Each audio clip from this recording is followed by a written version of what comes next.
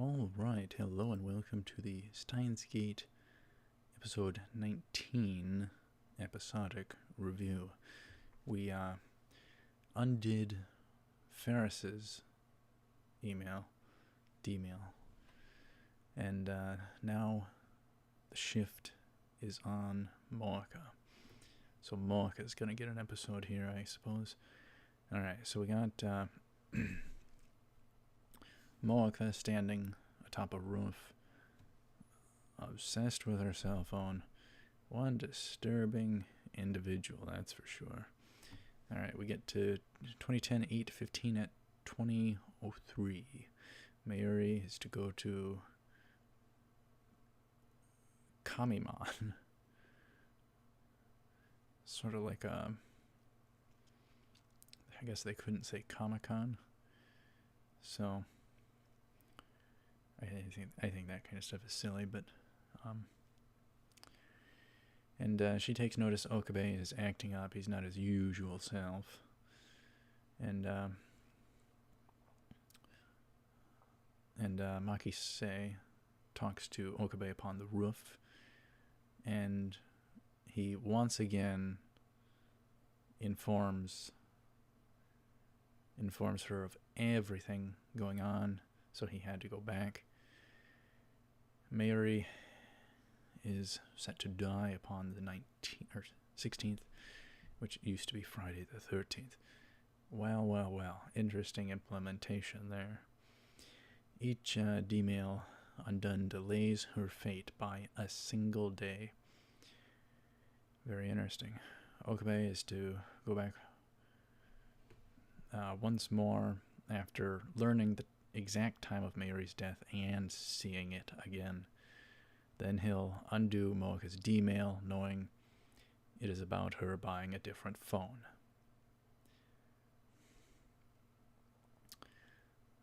If only everything was that simple. How we plan something out, and it goes all according to plan. Yet the issue is Okabe needs her phone to send a new message to undo the D-mail. Seemingly. Makise is to join Mayuri, and she wills to help Okabe as a team. So, another quite good thing.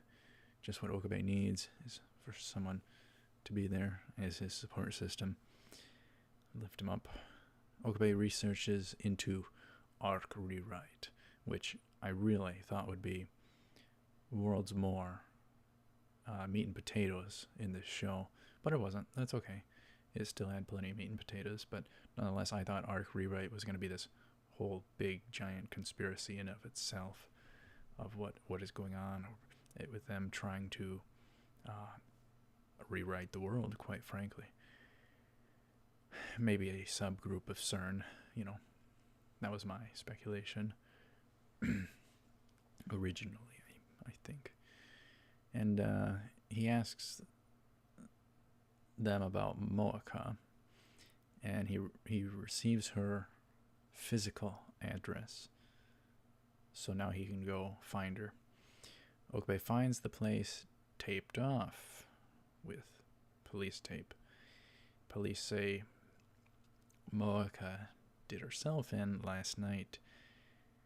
Oh boy, Okabe ponders possible murder from the Rounders, thus CERN dealing with her, and he wills to time leap prior to Mocha's death to save her. Bonkers. So she was the enemy, now she's necessary. Makise calls Okabe, cries over the death of Mayuri, so we learn the time, 7:52 p.m. Okabe learns Mayuri's time of death. So we got that down pat. Okabe time leaps back. So they must have went to Kamimon together. Or whatever. Or the mall or shopping or something. Okabe times leap back 2010 8:11 at 17:36. Makise gets after Okabe for eating his food again. We're all the way back to then. Okabe recalls her words and calls her by name. And once again, Okabe informs Makise of everything going on and what they need to achieve. Oh boy, that would be quite a process. Okabe visits Moka's apartment yet again, knocks on the door. To no answer, so he opens the door himself. It looks in a very creepy neighborhood spot. Walking in on who knows what. Okabe recalls her words. Or wait. I went to the wrong line again. He opens the door, walks in, looks around. He finds Moeka seemingly stomach unstable mentally in the corner of the room, obsessed over texting FB, rambling to herself. Not good.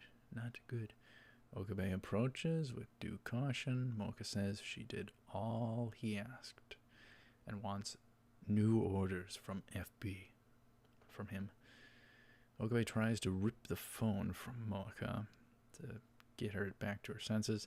She refuses to give it up, and that's saying it lightly. He recalls her actions, and within the struggle there, he resorts to giving her one heck of a punch. He gives her one heck of a punch, and then he kicks her the heck back off of him. He runs outside and blocking the door shut behind him. Simply put, Moeka goes completely insane after the phone, smashing the other side of the door recklessly and just causing an upheaval havoc. All the noises she was making and screaming and shouting. Oh my goodness, this chick needs help. This chick is bonkers. Absolutely off her rocker. Okabe talks to Makise to help send the D-mail now that he has the phone. Briefly here, Okabe ponders that this will save Mayuri. This will fix it all. Okabe sends it. Well, not all, but seemingly the big deal of Mayuri here.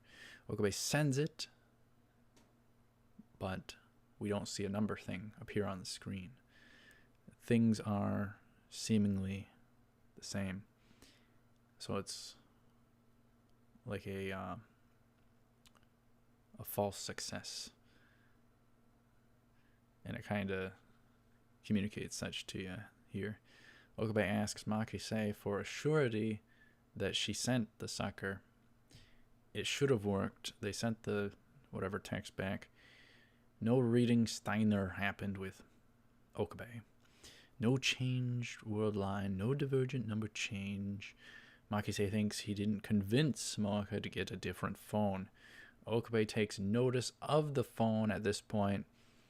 It is the same phone she told herself not to get. AKA, deductively,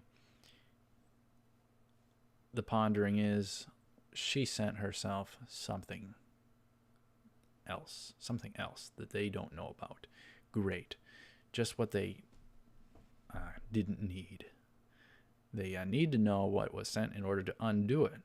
So now we're in a big pickle with a whacked out Moeka. Perfect. Absolutely perfect. Mayuri's fate on the line. Moeka whacked out. They don't know what she sent. It wasn't what they said or she said. So now they have to come up with something.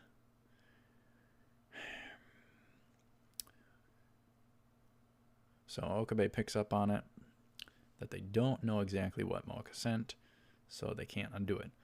Moeka goes all silent at some point here.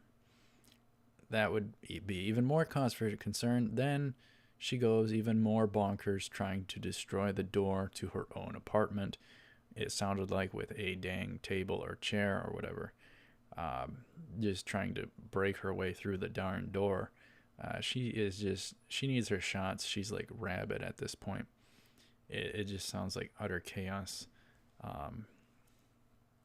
All to get her phone back from Okabe. That's how obsessed of a wacko she is.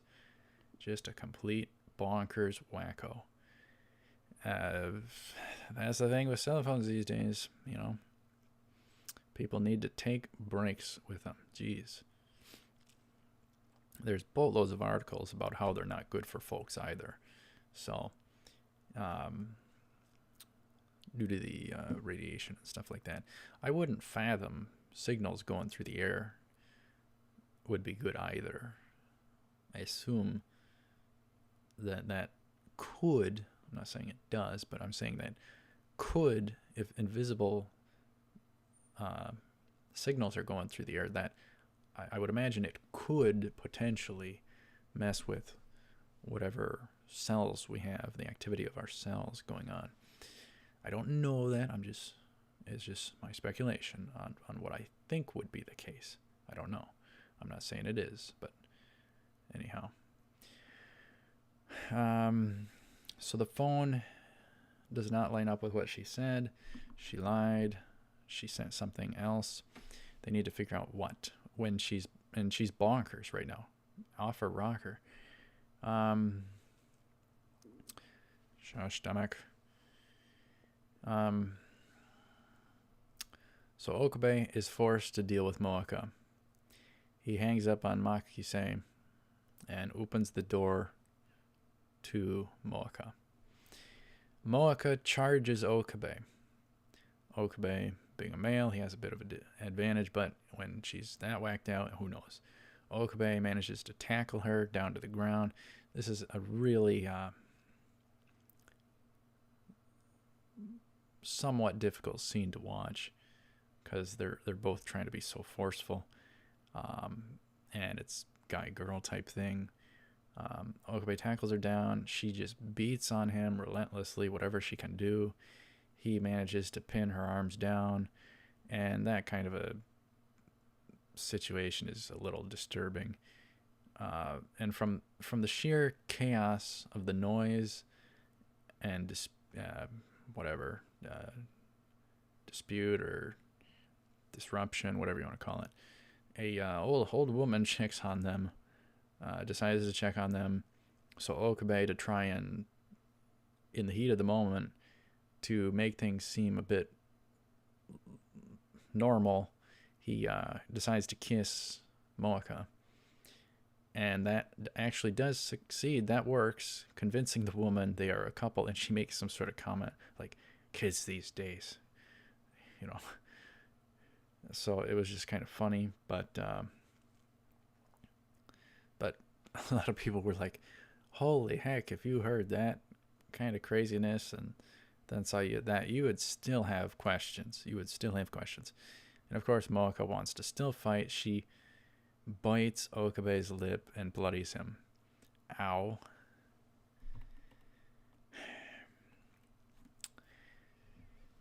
Moaka realizes she's pretty much defeated here, so she asks what she can do, anything, to have him give her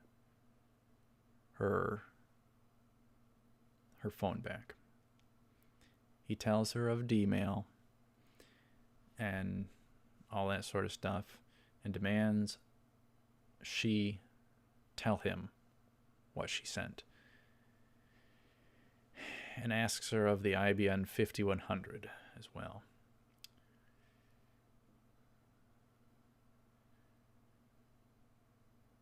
And the thugs that raid the lab, she refuses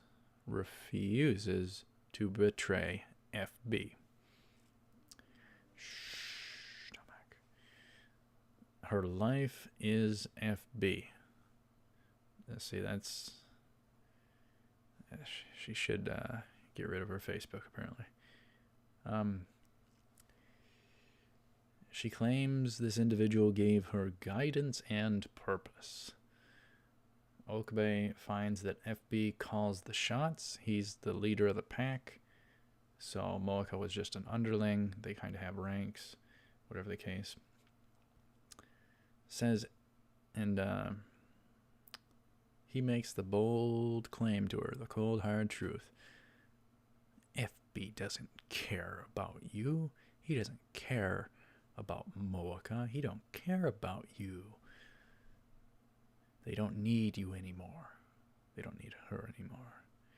Moaka, no, no, no, no. This is just like a total, she was like under a total psychological assault.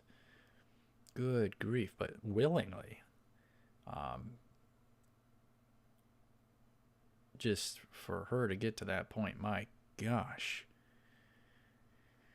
And then we get a Moaka backstory. Backstory is always welcome, but we get a Moaka backstory of sorts. FB seemingly rescued her in life. Okabe says they condemned her. So we're getting this contrast of are they good for her or not type of a deal. Moaka. Then we get a vision of Moaka standing upon a rooftop again, her phone, rounders, wanted. So she was essentially recruited into some degree of purpose. FB gave her work that made her feel needed and useful. Yeah. So Moaka was way too isolated and way too much on the phone. Gotta socialize to some degree. I can understand being an introvert, but good grief, you don't wanna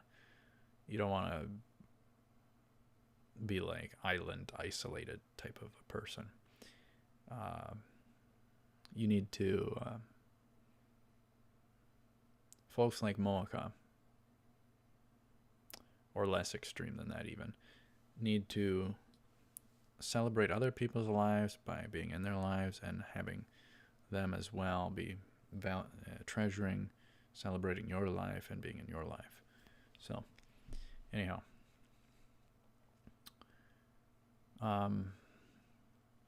Moaka had nothing, absolutely nothing, but became reliant upon FB. So FB literally became her everything. That's a dangerous thing. That is a very dangerous thing when the wrong thing becomes your kind of number one. Say like teenagers or something like that. If their number one becomes their boyfriend and girlfriend, and then they break up, and then they go through a whole heck of a lot of turmoil,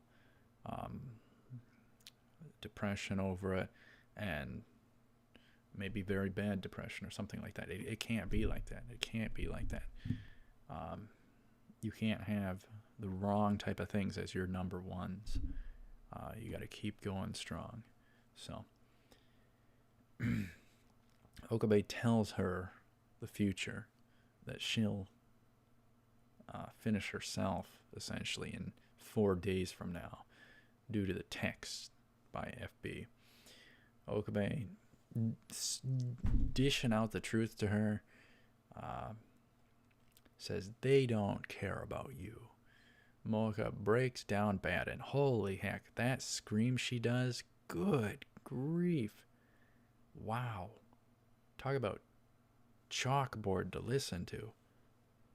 Man, that is just something else. I don't think there's been one like that in all of the rest of anime I've seen. Good grief. That is a darn good scream. Oh, man. Anyhow, Okabe, now she's kind of chilled out. She kind of has half surrendered. Okabe looks at her phone and assumes safely FB is a woman, for they are very motherly to Moaka and caring. Moaka is, however, not sure because they have never met in person. She made Moaka feel like she belonged. So, probably what everyone wants. Everybody kind of wants to fit in and yet be unique. But folks shouldn't try and be necessarily like others to get popular. Just be yourself. and all that. Don't go after the wrong type of friends and all that. But anyhow. But yeah, Mocha broke down pretty bad there. Okabe calls her a fool. Pretty harsh talk after she's kind of chilled out now. But he's just absolutely disgusted with her. That's the thing. That's the thing as well. Sometimes we can get on our high horse and look down on other people. We shouldn't really do that. We should realize we're all on the same kind of level, and if somebody is down, cautiously, but be nice and lift them up. Although these days you gotta worry about getting sued over helping anyone even. Jeez. Sad. Very sad. Very sad. But he calls her out. You're a fool for believing them. Okabe finds the D-mail that was sent. It says the IBN 5100 is at the Akihabara Shrine and to obtain it ASAP. Maybe they used fancy wording there. Procure it. I forget. But Okabe calls Makise back. Untimely. She is very upset with him because she was very worried and concerned, and then kind of denies it, then says maybe she was. Kind of getting some tsundere here. So nice little illusion. Yeah, the IBN 5100 had an unknown location, and yet we still don't know 100% where it is now, but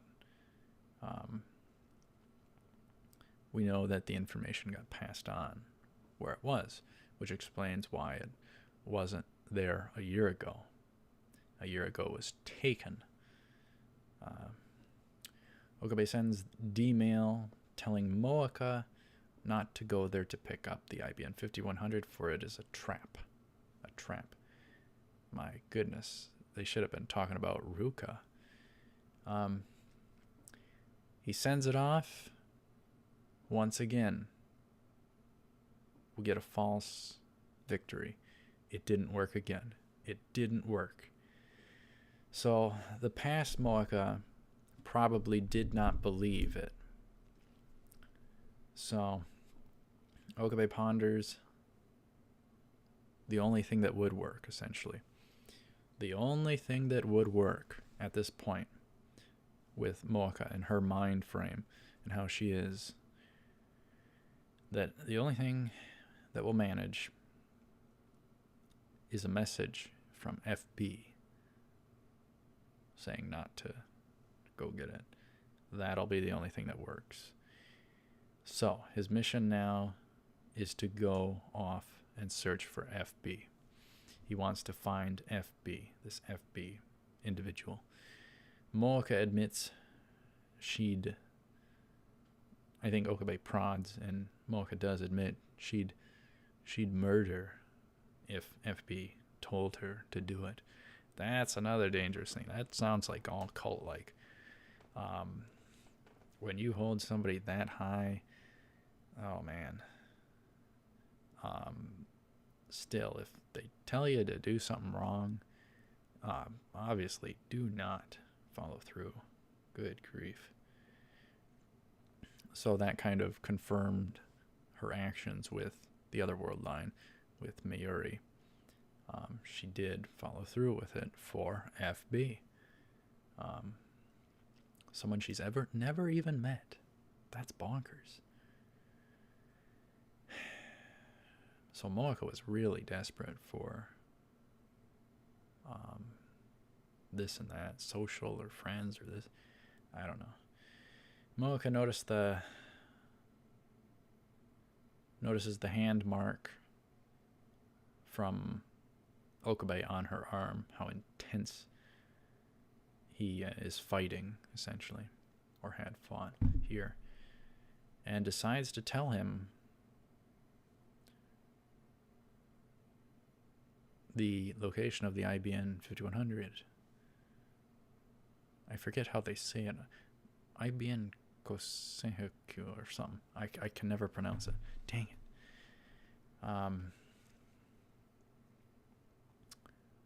So she spills the beans for him, where the IBN 5100 is located on this world line now. The coin locker's at the Dye building. The computer is inside one of those lockers. However, is it the truth or is it a trap? Can Moeka be trusted now? This or that, you know? We'll have to save that for next time. So, the pursuit of FB is on, and now we know the IBN 5100 location. So we got two pretty good progression bits. Moeka seemingly switching sides. Guess she couldn't be considered a double agent at this point. But anyhow, good stuff. Favorite part of the episode.